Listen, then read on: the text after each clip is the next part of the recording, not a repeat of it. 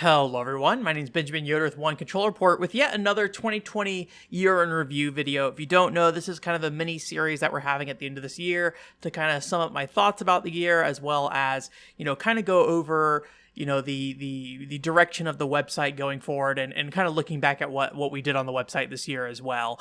But this section is essentially about 3 games that surprised me in the year of 2020. And when I say that, I don't mean necessarily games that were released in 2020, just games that I played this year. And it doesn't also necessarily mean that they were like the best games I ended up playing or something like that either. It's just games that kind of defied my expectation of what I thought they would be, or kind of took a turn, or succeeded at something I wouldn't expect it to be able to do well with. These games are titles that I've talked about at some point during the year, so there's nothing particularly new here. But if you want a quick summary of what stood out this year for me, this video will be to do that. So we're gonna go ahead and get started with 3 games that actually are spaced out pretty far in terms of their release dates. The first one being Bionic Commando Elite Forces, and this is something I actually did do a casual review on recently, so there is a more in-depth video where I just talk about my thoughts of this game. But I've kind of always stood back from the Bionic Commando series, not for any particular reason, in terms of I didn't have any problem with Bionic Commando per se, but I always personally had more interest in the Umihara Kawase series. The connecting line there being that Umihara Kawase has this fishing line that you kind of throw out, you attach onto walls, and you kind of swing yourself around and things like that. And Bionic Commando, I had played the NES game a long time ago, but not a ton of it. You had the same kind of thing where you throw your arm out and you'll connect onto things and you'll swing around and stuff like that. And I always felt like the Bionic Commando swinging motion was just really limited in comparison, so I always just kind of viewed it as a downgrade. And with Bionic Commando Elite Forces, that game proved me wrong. I haven't played those other Bionic Commando games, so maybe this is only true for Elite Forces, but I get the feeling this is true for probably all the games. And is that the swinging in that game is surprisingly dynamic. There's very rigid angles at which you can actually extend your arm. You can kind of extend it forward, you can extend it at an angle, or extend it directly up. And you can't really do any kind of fine tuning on the actual length of the arm or anything like that either. You kind of have to launch yourself off this arm, with different timings. And when you do that, you can get various types of angles, various levels of heights. And it was just surprisingly dynamic, based off not only the length of the arm, but also where you jump off a swing on a jump as well. So I wasn't really expecting that complexity there. I will say that in addition to that, though, the game just kind of stood out to me as just being really well made overall. I think there's a lot of good stage variety. There's a surprising amount of equipment in the game. You can get a variety type of guns. You can get a ton of different modifiers for your character, how they shoot. You also can get different armor types and things like that as well. It just had a lot more depth than I expected that from a Game Boy Color game, I feel like, or at least a Game Boy Color game that presents itself as a classic throwback to a old style of NES game kind of thing. The one thing I can say though is that it does feel like a game that probably would have been better on a different platform. It just, the screen size just is not great, huge, and so it's really difficult to see, death pits off the screen, what's in front of you, where you should swing around. And because that game has so much momentum to it when you're swinging around, I think that does really get in the way of the gameplay sometimes, but it's not enough to really kill that experience. And, for the Game Boy Color, the animation is really great. It's a really fun, it has really bright colors overall. I mean, obviously part of that's probably due to the fact that, the Game Boy Color wasn't a backlit system, so they had to make it pop. You had Castlevania Harmony of Dissonance do something very similar, where it's just a very vibrant game because they're trying to offset, the lack of lighting that is available.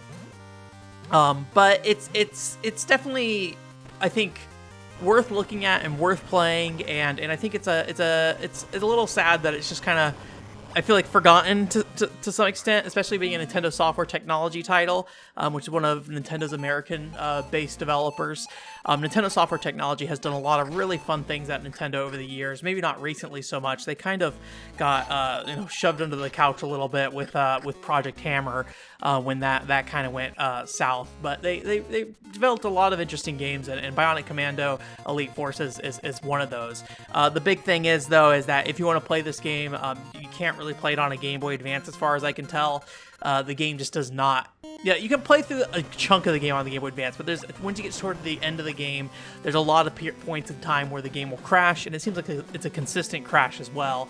So you have to play on either original Game Boy Color hardware. I think I did look up, and there's a 3DS Virtual Console release of the game. So if you want to play it on like a 3DS as well, it is available in that regard. So either way, very cool game. I highly recommend it if you want to try some, more, I don't know, Bionic Commando is not really a niche franchise, but I feel like this is more a niche release in the Bionic Commando series that has been somewhat forgotten, and I would like it if more people gave Bionic Commando Elite Forces a shot in some way. But I don't think Nintendo or Capcom are particularly dying to get that game in front of people at this point. The second game that kind of surprised me is Gunvolt Chronicles Luminous Avenger Z. I hope I pronounced that right. The IX at the end always kind of confuses me. And there's some things that I kind of expected out of this game. One is, if you don't know, Gunvolt is a series that's based off this guy who's running around. He's got electric powers and stuff like that. But in the second game, they introduced a character named Copen, and Copen plays very differently from Gunvolt. He flies around rather than runs around. He slams into enemies, which then causes him to target them when he does that. And you can use a variety of almost like Mega Man style attacks, or really how you gain equipment is very Mega Man style, where you defeat bosses and then you get their weapons and you can use those. They're not really Mega Man style in terms of their actual use case. But you can basically pick up various weapons, and what type of weapon you use when you target someone kind of depends, or kind of changes how that attack works and things like that. But that was true in Gunvolt 2 as well. And Gunvolt Chronicles Luminous Avenger Z was basically a game dedicated to Copen, and it was a game that I really felt like needed to happen in some ways, because I always felt like, as much as I like Gunvolt 2, and I have really complex feelings about how I feel about Gunvolt himself being in Gunvolt 2. I'm somebody who always wants integrates creating new characters, so I kind of wish, they kind of created a character for a game, then moved on to a different character for the next game, which they're kind of doing. But anyways, to put all that stuff aside, I kind of felt like in Gunvolt 2, Copen didn't really get his chance to shine so much. So to give him his own dedicated game, I think was a really cool thing, and I'm glad they did it. What stood out to me is I was expecting more Copen for sure, and we definitely got that, where he basically plays just like he plays in Gunvolt 2, as far as I can tell. I'm not an expert on these games, but I've played Gunvolt 1 and Gunvolt 2 already at this point. But what stood out to me was a couple of things. One, I thought the new weapons were very good at working with Copen's momentums, more so than the first game. There's some really neat skills and stuff. My favorite being the spinning blade attack kind of thing, but there's just a nice mix of attacks that work really well with Copen's moveset. And then I also like the story of this game a lot more. It has an interesting vibe that I like a lot. It's a bit more, it's kind of adolescent in some ways in terms of its dialogue and how characters interact with each other. But when it comes down to the backdrop of what's going on, the lore, and also often the endings of the game, they're a bit more dark. And this game feels like it had it better reflected that kind of more serious tone. Admittedly, Copen is kind of not really a outwardly soft character, although he definitely has a soft interior and is very, very kind to a lot of these characters in the game. And so I liked where they went with the game story-wise, and the ending actually in particular. I don't want to say too much. It just kind of ended in a really fun way that I think kind of subverted your expectations of what the game was going to be about. It kind of pulls the wool in front of your eyes in some ways, where they kind of trick you into thinking it takes place somewhere in the timeline that you expect it to be, and then it actually takes place somewhere else in the timeline entirely.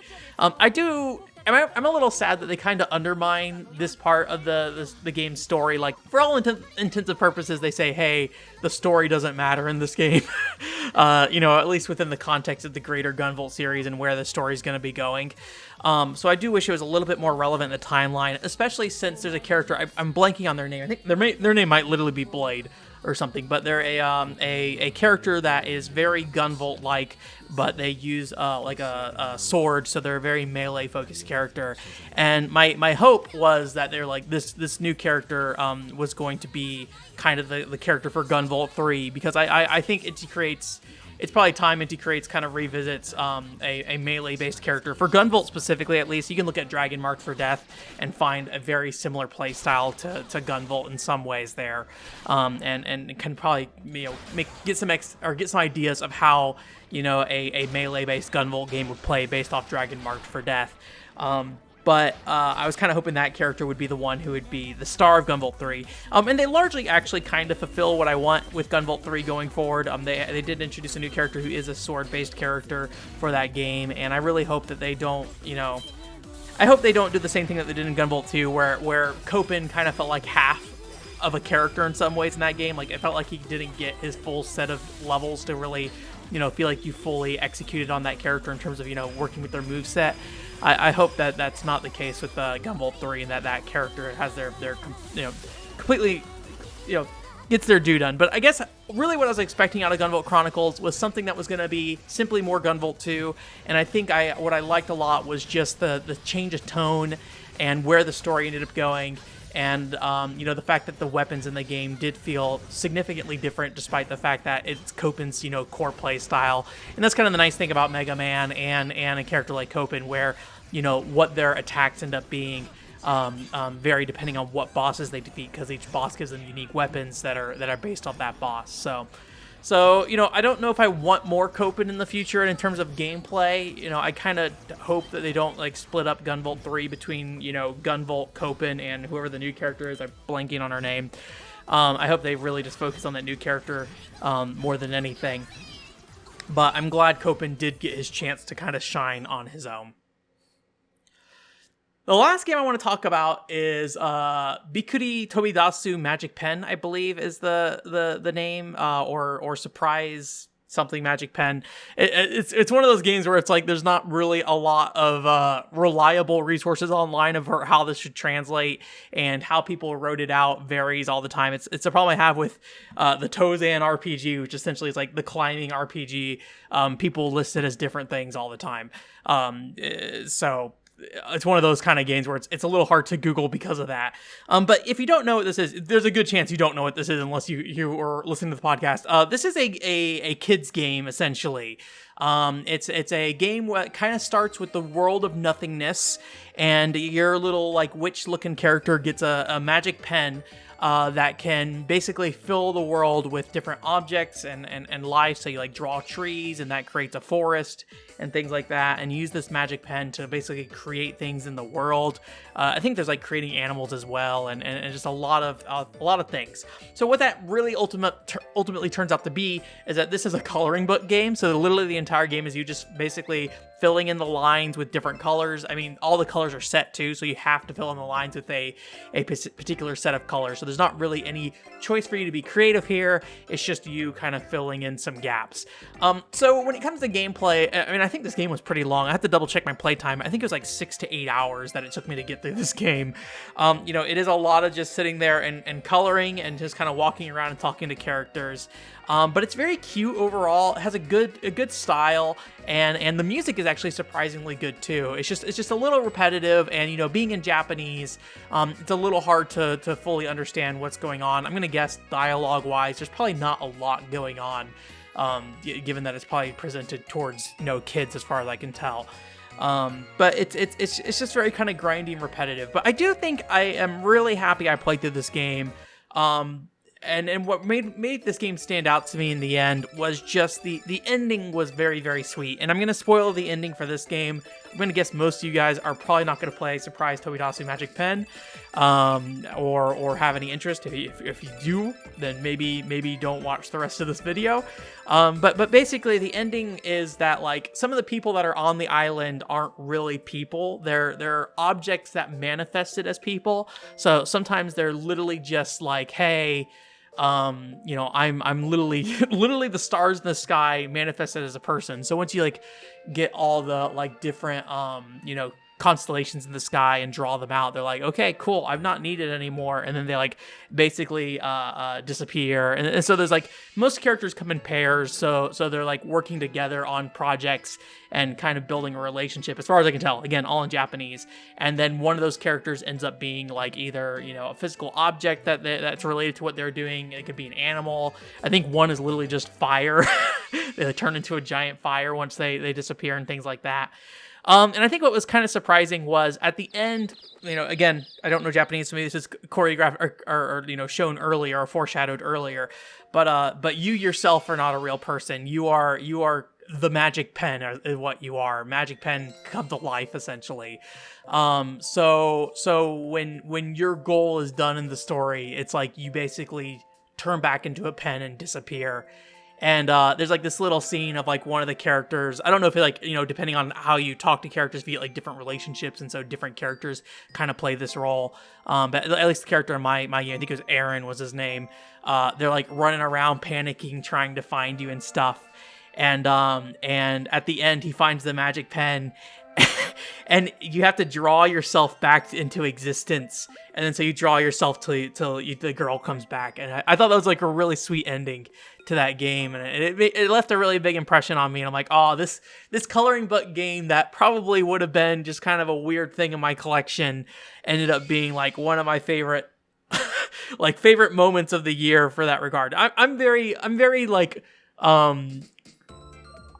I'm easy to get to with that kind of stuff. Like I'm somebody who will like cry at basically any movie, even if it's not that sad, or even a scene that I'm like, this scene isn't sad, but how they set it up, how the music's being used and stuff like that will make me get all teary-eyed and stuff. So yeah, that game left an impression on me, despite it being, you know, not particularly a great game. And I wouldn't ever say like, hey, go play this game either. Although if you want a coloring book game, there you go. But it's a very cute and fun game. So yeah. So those are the 3 games that kind of stood out to me this year, and I would say kind of defined this year for me. I also have last year, 2019, I put some games on the website for that in more of a written form. So I think I'm going to try to continue with this trend over the years, because I think I don't really want to just say like, hey, what are the best games I played this year, because I feel like that's a little boring. I think it's more interesting, like probably more in line with my website to be like, hey, what are the games that I found most interesting or most made me think, or ones that surprised me the most? Because those are the things that I'm usually looking for in games, is to be surprised or look into something that is surprisingly different or something like that as well. So anyways, Bionic Commando Elite Forces and Surprise Tobidasu, the Magic Pen, I made videos for. The Magic Pen one's a little short. I was testing out some different formats, and so that game in particular got kind of the short end of the stick when it comes to videos. Unfortunately, I didn't make a video about Gunvolt, Chronicles, Luminous, Avenger, unfortunately, so I don't have any kind of more complete thoughts on that. But if you want to see more complete thoughts on Bionic Commando or a video dedicated to Surprise Tobidasu, I'll go ahead and link those at the end of this video. Otherwise, that's it for this year, I guess. Well, actually, I have one more 2020 year in review video coming up, so I shouldn't say this year yet. OneControllerPort.com is the website, and if you want to see any other content right now, I had a stream where I talked about the Tozan RPG, or I streamed the Tozan RPG on Christmas Eve, so that stream is up on the website. And then also, in terms of like what's coming up, I'm actually not sure because I'm recording this a little bit ahead of time. So anyways, but those videos are at the end of this video, and if you're interested in those games, I hope you stick around. And if you like this video, like and subscribe. I hope you have a great week. Great 2021. Have a great 2021. Bye.